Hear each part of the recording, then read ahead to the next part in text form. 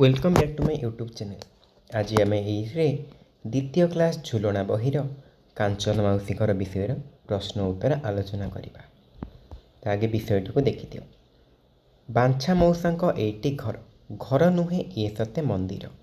गुरुवार दिन सकाळ उठी कांचन मौसी पकाती झुटी। घरटी तांकर सफा सुतर साजसजा लगे भारी सुंदर। फूल फल गछ बगीचा सारा घर आगे तुलसीर चौड़ा। रांधणा तांकर भारी स्वाद हाथ चाटी चाटी खाइब खाद्य। गोरु गाईंकर सेवा जतन जीवे दया तांक महत गुण। सभी को करती भारी आदर साई पड़िशा अति निजर। कांचन माउसी आदर्श नारी घरटी तांकर सरगपुर। कविताटी को भलकि शिखिदब। एबे विषय उपरकू जिबा। घर कहले केउ सब कथा तुम मन को आसुची। पिला माने तुम मन को घर कहले कौन सब आसूँ घर के कौन केमती तैयारी होती ताकू ये लिख। तुमर घर कथार केतबेले मन पड़े केतबेले ना तुम्हें तो विद्यालय थाओ कि कौटी बुली जाओ सब बेले मनटी थी घरे। तुम घरे किए किए अच्छा लिख बाबा मामा भाई भौणी दादा खुड़ी जेजेमा जेजेबापा एमती तुम घर जी जी थे सब लिख। तुम घर को तुम्हें किपरि सफा सुतर कर। परिवार कहले तुम्हें कौन बुझ।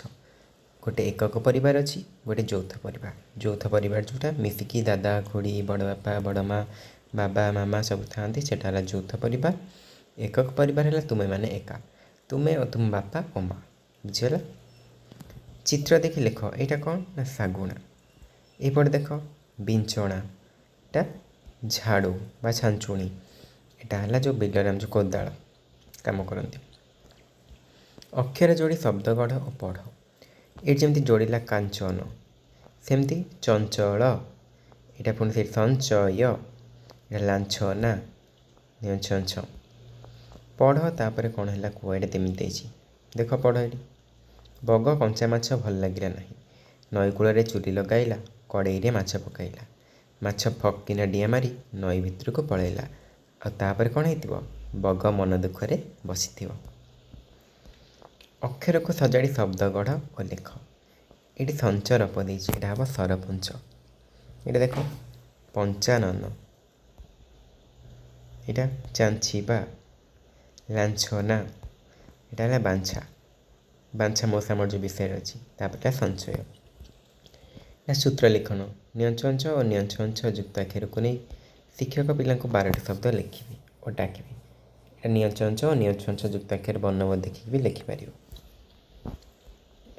7 नंबर देख अक्षर जोड़ा शब्द पढ़ और लिख। देख ये चा जुक्तांच चांच ये क जुक्तांचा कंचा ये देख सेमती जोड़ला कांचन बांछा ये जोड़ी पढ़ पुणी से ये लिख। लाछना ये बक्स लिख ये बक्स यटा को पुणी ये लिख बुझेगा। ये जो बांछा लिखाई यहाँ को पुणी एट लिख कांचन ये लिख कांचन जहाँ लिखाई खाली पढ़ लिख। ओके तापर देख आलोचना करी उत्तर लिख। कविताटी क्या विषय वर्णना कराई आम क्या विषय जानले घर विषय ही जानले ना कांचन मौसी घर बुझेगा। कांचन मौसी कहार सेवा जत्न करती। कांचन मौसी बगीचार केउ सब गछ अच्छी कांचन मौसी बगीचार क्या सब गछ अच्छी पढ़ले आम कविता लिख।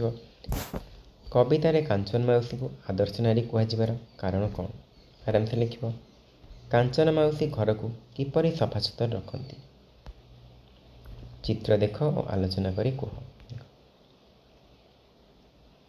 ये तुम मैंने पढ़ाई सकाल उठिबी और गुरुजन को प्रणाम करी असहाय लोकों को साहाय्य करी पशुपक्षी मान को आदर करी साथी पिलांक सह मिलमिशि काम करी निजे सफा सुतरा रही परिवेश को सफा रखी आ कौन ना गछ लगाइबी और तार जत्न नेबी।